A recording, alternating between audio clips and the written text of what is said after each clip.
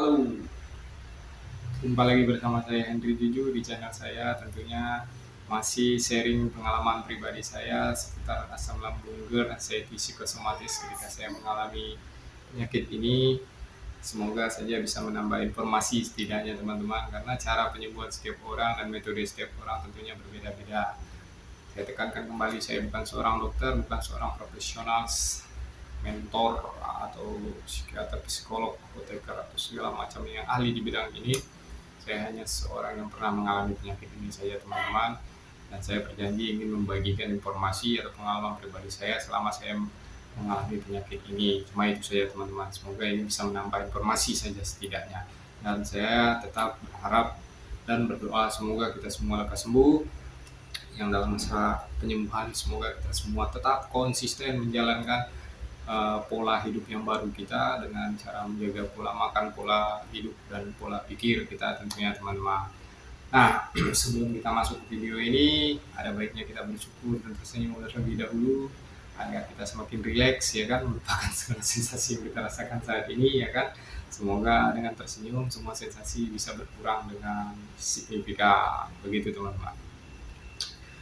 Oke, jika video ini bermanfaat kiranya bolehlah teman-teman untuk berbagi kebaikan kepada saya dengan melakukan subscribe, like, share maupun komen, karena dengan satu subscribe itu teman-teman telah melakukan satu kebaikan. Terima kasih banyak buat waktunya teman-teman. Berbicara tentang sensasi yang kita hadapi dengan berkaitan asam lambung GERD, anxiety psikosomatis ini, tentunya teman-teman pada saat menonton ini pun merasakan sensasi yang luar biasa ya teman-teman ya. Mulai dari segala macam, dari ujung rambut sampai ujung kaki, ditambah dengan kecemasan dan panik attack-nya ya teman-teman, yang bingung ya kan, gimana ini pemikiran, hati, mental, perasaan, semuanya digerogoti oleh sensasi-sensasi ini begitu kan. Nah teman-teman, pada saat ini video saya ini, pengalaman saya ini akan saya bagikan berkaitan dengan ada salah satu metode atau cara saya untuk membantu melatih pikiran atau otak saya supaya jauh lebih rileks dan berfungsi dengan baik, sehingga meningkatkan konsentrasi saya yang ujung-ujungnya membantu mengurangi rasa stres, kecemasan, dan anxiety saya teman-teman. Apa itu? Caranya simple, tidak perlu bayar, ya kan, gratis, tis. Apa itu caranya? Ya tentunya sebelum kita sakit seperti ini dulu, cara ini semua orang telah melakukannya juga teman-teman, yaitu adalah membaca. Dengan membaca teman-teman, ternyata banyak manfaat yang kita dapatkan, khususnya untuk otak kita gitu, untuk kesehatan otak ini gitu kan, untuk saraf-saraf otak, jaringan-jaringan otak, dan impuls-impuls yang ada di dalam otak kita. Membaca itu sangat baik teman-teman. Jadi dari data yang saya baca itu ada 6 manfaat dari membaca teman-teman. Yang pertama itu memperlambat terjadinya penyakit Alzheimer teman-teman ya. Alzheimer itu seperti sejenis apa namanya, kepikunan seperti itu teman-teman. Alzheimer, demensia, ada juga jenisnya seperti itu ya. Jadi kenapa para profesor ilmuwan itu tidak pikun gitu teman-teman, masih tetap produktif di umur yang sudah 80-90 tahun? Nah mereka masih rajin membaca teman-teman, jadi saraf-saraf otaknya masih berfungsi dengan baik. Berbeda ketika kita sudah malas membaca, ya di umuran 60-an kita sudah agak mulai terpengaruh itu dari sistem saraf kita tentunya teman-teman. Nah, yang pertama memperlambat perburukan penyakit Alzheimer tersebut. Yang kedua, meningkatkan daya ingat teman-teman. Nah seperti yang saya bilang, orang yang rajin membaca daya ingatnya tinggi tentunya, tidak pandang umur ya kan, karena sistem otaknya bekerja terus. Itu sangat baik teman-teman membaca itu. Yang ketiga itu meningkatkan kemampuan konsentrasi. Nah ini yang saya bilang, kita yang terkena anxiety, asam lambung GERD ini tentunya berkaitan erat dengan ketidakfokusan dan tidak konsentrasi ya kan, pasti ya. Rajin-rajinlah membaca. Kalau saya pribadi yang saya baca itu seputaran ya artikel-artikel kesehatan yang tidak bersifat negatif tentunya. Yang kedua, saya setiap hari bukan sok suci atau apa bagaimana, saya selalu membaca kitab teman-teman, membaca Injil tentunya teman-teman ya. Dengan saya fokus membaca itu, saya baca terus setiap hari. Puji Tuhan ada perkembangan yang signifikan teman-teman. Mungkin karena saya melatih fokus dalam membaca itu kan, ketika kita membaca tentunya kita terangsang ini otak untuk berpikir masuk dalam kejadian tersebut seperti itu, mencoba untuk memahami apa yang ingin disampaikan dari bacaan tersebut kan begitu. Jadi fokus kita, konsentrasi kita dilatih dan daya ingat kita pun diasah di situ teman-teman. Yang keempat itu meningkatkan komunikasi kita tentunya. Dengan sering membaca artikel segala macam buku-buku yang bermanfaat, kita akan menemukan kosakata baru tentunya teman-teman ya.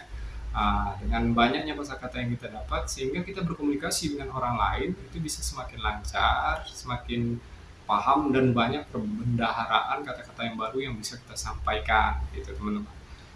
Yang kelima, ini yang saya suka nih, manfaat dari membaca itu ternyata dalam menurunkan risiko stres dan depresi. Ya, begitu teman-teman. Jadi dengan sering kita membaca buku akan efektif dalam menurunkan tingkat stres kita dan depresi kita, begitu teman-teman. Karena impuls saraf kita, jaringan-jaringan di otak itu bekerja sesuai dengan alur dan aturannya teman-teman, tidak semrawut. Ya, kalau stres itu mungkin kusut di dalam, ya kan? Seperti benang kusut mungkin kan, kayak stres seperti itu, depresi gitu kan. Tapi kalau kita rajin membaca itu akan jaringan atau saraf-sarafnya saya rasa akan beraturan gitu, akan baik begitu teman-teman.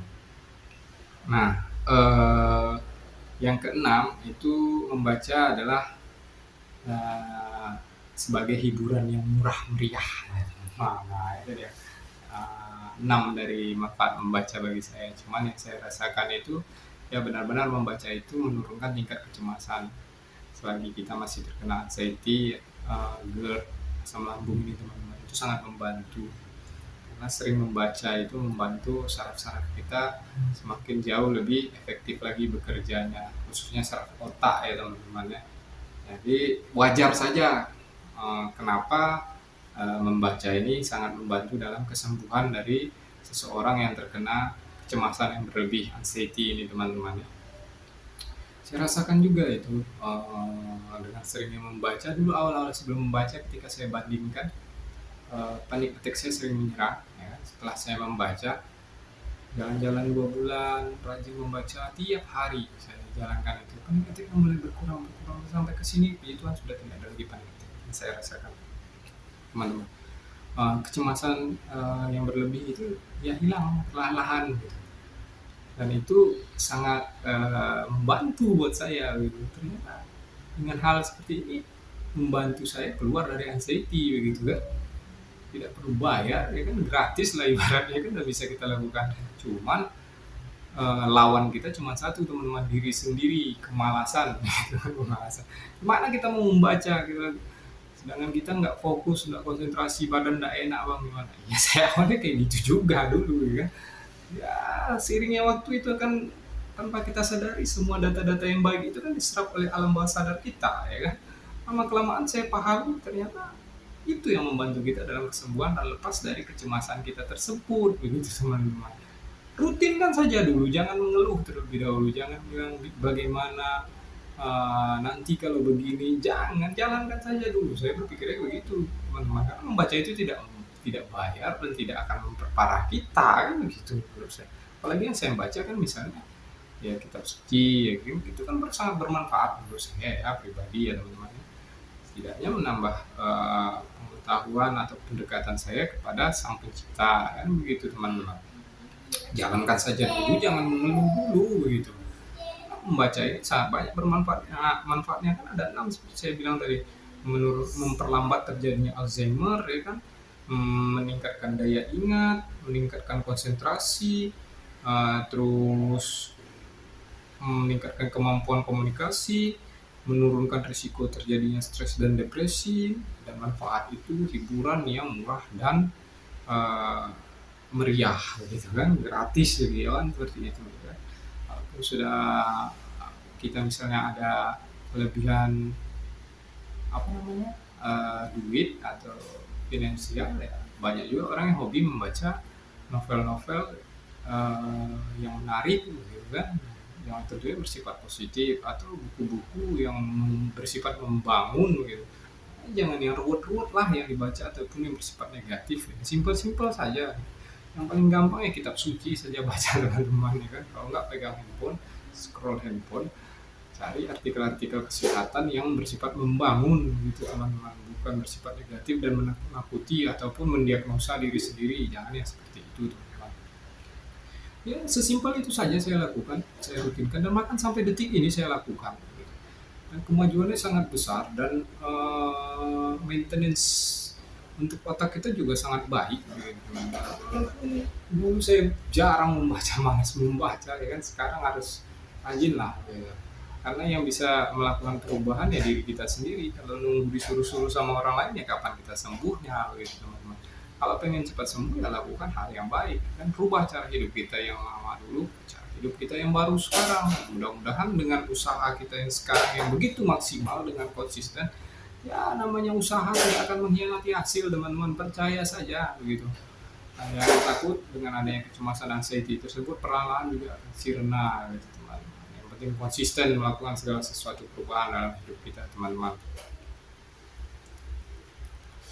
Saya rasa itulah pengalaman saya dan metode saya sendiri untuk mengatasi anxiety saya atau kecemasan saya ini dengan rajin membaca teman-teman. Salah satu caranya ya yang sangat betul-betul membantu saya ya kan, selain untuk menjaga pola pikir saya ya kan begitu teman-teman.